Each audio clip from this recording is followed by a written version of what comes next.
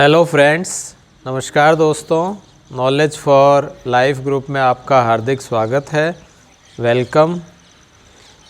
तो दोस्तों, आज हम फिर से वही एसीपी के बारे में चर्चा कर रहे हैं।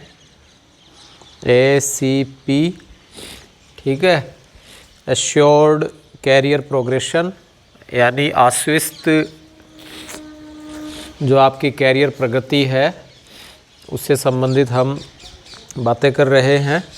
इसमें दोस्तों कुछ पहले वीडियो में आपने काफ़ी कुछ बातें समझ ली थी कि एसीपी जो सेकंड ग्रेड या उससे नीचे के जो कर्मचारी हैं, यानी अधीनस्थ और चतुर्थ श्रेणी और लिपिकीय, उनके लिए जो एसीपी है वो 9, 18 और 27 वर्ष में लागू होती है। और साथ ही साथ जो एसीपी व्याख्याता यानी राजकीय सेवा के जो कर्मचारी माने जाते हैं, राज्य सेवा, वो उनके लिए एसीपी 10, 20 और 30 के लिए 10, 20 और 30 वर्षों में लागू होती है। आज हम दोस्तों आगे के और पॉइंट्स कुछ पढ़ते हैं जिससे यह क्लियर हो। तो जो आपके नियमित एसीपी है, नियमित नियुक्ति है, नियमित नियुक्ति के आधार पर ये सारी बातें आपने समझ ली थी। नियमित सेवा में प्रतिनियुक्ति और अन्यत्र जो सेवा है सक्षम अधिकारी, यानी कि कोई आदमी गवर्नमेंट जॉब में है और प्रतिनियुक्ति पर चला जाता है कहीं, तो जो छुट्टी है और अन्य प्रकार की समझ छुट्टी जो 90 दिन की है या 30 दिन से अधिक की असाधारण अवकाश है, उस पर व्यतीत समस्त कालावधियाँ सम्मिलित होती हैं। यानी एसीपी में ऐसी कोई दिक्कत नहीं होती है यदि वो प्रतिनियुक्ति पर कहीं दूसरी जगह गया है या फिर अन्य कोई हुआ है। लेकिन दोस्तों इसमें भी कंडीशन लगाई है कि 90 दिन जो परिवीक्षाधिकाल है उसमें मंजूर की गई है, यानी प्रोबेशन के अंदर मैक्सिमम कितना होना चाहिए, 90 दिन होना चाहिए। 90 दिन यानी लगभग 3 महीने, और यथास्थिति 30 दिन की अधिक असाधारण छुट्टी को छोड़कर 30 दिन की असाधारण जो छुट्टी है उसको छोड़कर जो भी कालावधियाँ हैं वो सारी की सारी सम्मिलित की जाएंगी। अगला जो पॉइंट है उसमें ये है वित्तीय उन्नयन संतोषजनक सेवा उल्लेख, जिसके आधार पर संबंधित कर्मचारी उच्चतर पद पर पदोन्नति के लिए पात्र होता है, और यह अध्ययन अकृतिक आधार पर होगा। यदि जो आपके सर्विस रिकॉर्ड है, सर्विस बुक है, उसके अंदर उच्चतर पद पर पदोन्नति के लिए यह पात्र है, तो फिर यह एसीपी के लिए भी लागू होगा। इस प्रयोजन से संबंधित जो भी कर्मचारी है उसको अंतिम 7 वर्षों का सेवा अभिलेख देखा जाएगा। एसीपी लागू करनी है, पदोन्नति है, तो उसके लिए जो 7 वर्षों के लिए जो आपके सर्विस बुक है उसको हम देखेंगे।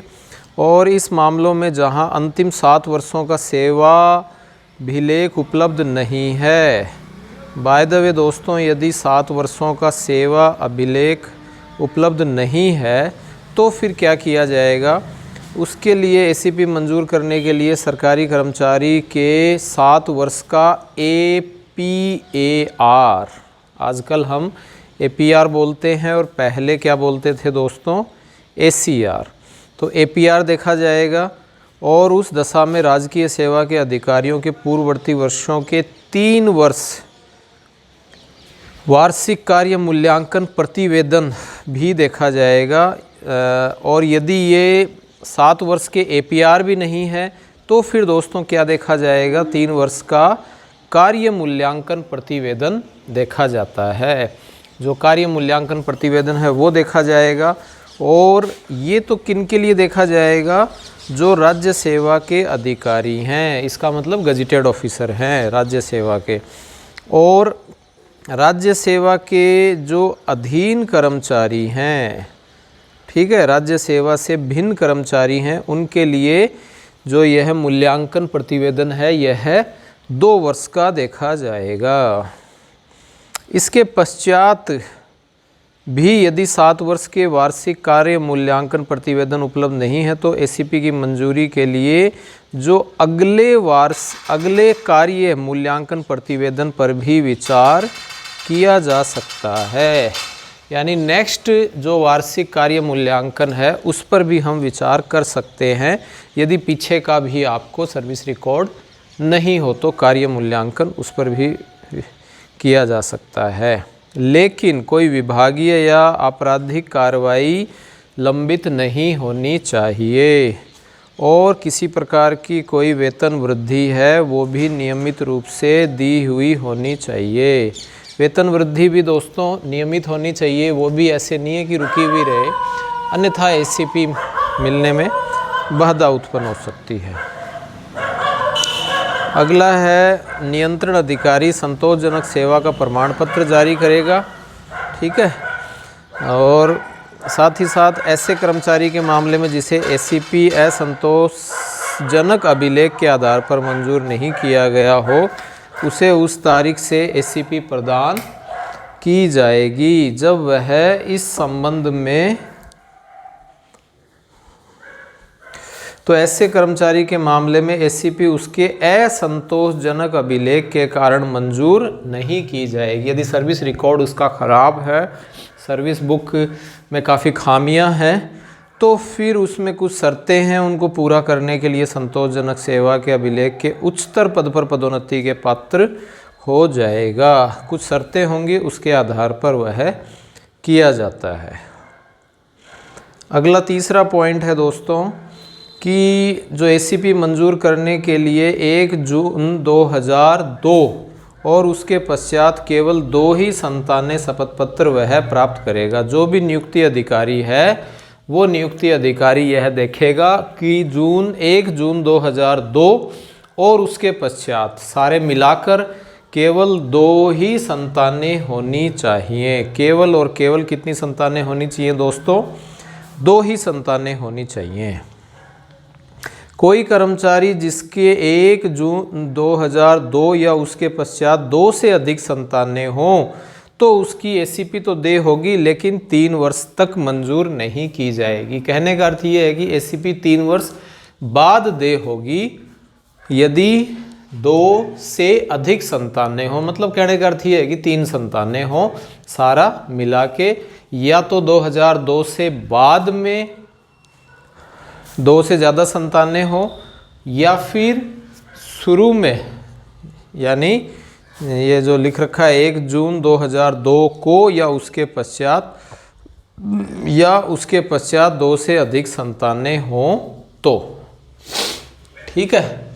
तो इसमें दोनों ही कंडीशन दे दी। अन्यथा कोई कर्मचारी जिसके 1 जून 2002 को या उसके पश्चात 2 से 1 जून 2002 को है दोस्तों, ये थोड़ा सा समझें आप कि 1 जून 2002 या उसके बाद में, मतलब 1 जून 2002 वाला भी आपके नेक्स्ट में शामिल होगा। इससे पहले जो मई है, मई तक, यानी आपके जनवरी, फरवरी, मार्च, अप्रैल, मई, 31 मई 2002 तक कितनी भी संतानें हों कोई दिक्कत नहीं है। लेकिन 1 जून 2002 को या उसके पश्चात 2 से अधिक संतानें होंगी तो फिर वो एसीपी 3 साल के लिए आगे खिसका दी जाएगी। ये बात आप ध्यान रखें, अच्छी बात है, वेरी इम्पोर्टेंट। और फिर 3 वर्ष के लिए खिसका दी जाएगी। फिर नेक्स्ट है दोस्तों इसी के अंदर ही कि आगामी तिथि में 3 वर्ष की सीमा तक अस्थगित होगी। 2 से अधिक संतान वाले जो कर्मचारी हैं उनको तब तक निर्हित नहीं समझा जाएगा, यानी अयोग्य नहीं समझा जाएगा जब तक कि उनकी संतानों की संख्या जो 1 जून 2002 को थी बढ़ोतरी नहीं होती है। बढ़ोतरी नहीं होती है। बहुत ही अच्छी बात है दोस्तों। कहने का अर्थ ये है कि जून 2002 से पहले आपके 5 संतानें थी, 3 संतानें थी, 4 संतानें थी, कोई दिक्कत नहीं है। 1 जून 2002 से पहले यानी 31 मई 2002 तक आपके चाहे कितने भी संतानें हों, उसमें कोई दिक्कत नहीं है। लेकिन यदि उसके बाद में एक भी संतान की बढ़ोतरी हो जाती है तो पीछे वाले जितनी भी संतानें हैं वो सारी ऐड हो जाएंगी। कहने का अर्थ ये है कि पहले दोस्तों 5 संतान है, बाद में 1 हो गई, तो टोटल कितनी मानी जाएगी? 6 मानी जाएगी। लेकिन यदि पहले 5 है और जून 2002 के बाद में 0 संतान है तो कितनी मानी जाएगी? 0 ही मानी जाएगी। ठीक है, पहले चाहे 4 संतान हो और बाद में 0 है तो वह 0 हो जाएगा। तो 4 + 0 = 0। ये एक इसमें बहुत अच्छी बात निकल के आती है जो आपको मेरे ख्याल से क्लियर हो गई होगी। तो 3 + 0 = 0, 2 + 0 = 0। ये कब की हैं दोस्तों? ये है 2002 से पहले की। और ये कब की है? ये है बाद की। तो बाद की यदि एक भी संतान नहीं है तो फिर किसी प्रकार की कोई बढ़ोतरी नहीं हो रही है तो वह अयोग्य नहीं समझा जाएगा, निर्हित यानी अयोग्य नहीं समझा जाएगा। क्लियर? ये एक अलग कंडीशन हो गई।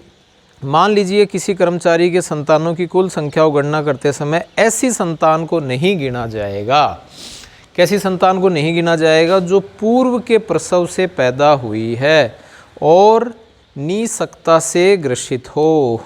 पूर्व के प्रसव से मतलब किसको नहीं गिना जाएगा? जैसे मान लीजिए 2002 है, उस 2002 जून 2002 से पहले पूर्व प्रसव हुआ है और वह साथ ही साथ विकलांग है। ठीक है, 40% उसके अंदर विकलांगता है, निसक्ता है। तो फिर वह जो बच्चा है, जैसे मान लीजिए बच्चे कितने हैं? शुरू में 2 हैं और फिर बाद में कितने हो गए? 1, यानी टोटल कितने होने चाहिए? 3। लेकिन इन 2 में एक जो बच्चा है वो निसक्तता का है। तो दोस्तों ये 1 ही काउंट होगा, यानी टोटल कितना हो जाएगा? 1 + 1 = 2 ही माना जाएगा। उसको हम 3 नहीं मानेंगे। तो यह बात फिर से स्पष्ट है और फिर से पढ़ लीजिए कि किसी कर्मचारी के संतानों की कुल संख्या को गणना करते समय ऐसी संतान को नहीं गिना जाएगा जो पूर्व के प्रसव से पैदा हुई है। पूर्व के प्रसव से मतलब जून 2002 से पहले। ठीक है दोस्तों। परंतु यदि कोई सरकारी कर्मचारी है जिसने क्या कर लिया दोस्तों? विवाह कर लिया। ठीक है, ये आपके हो ही गया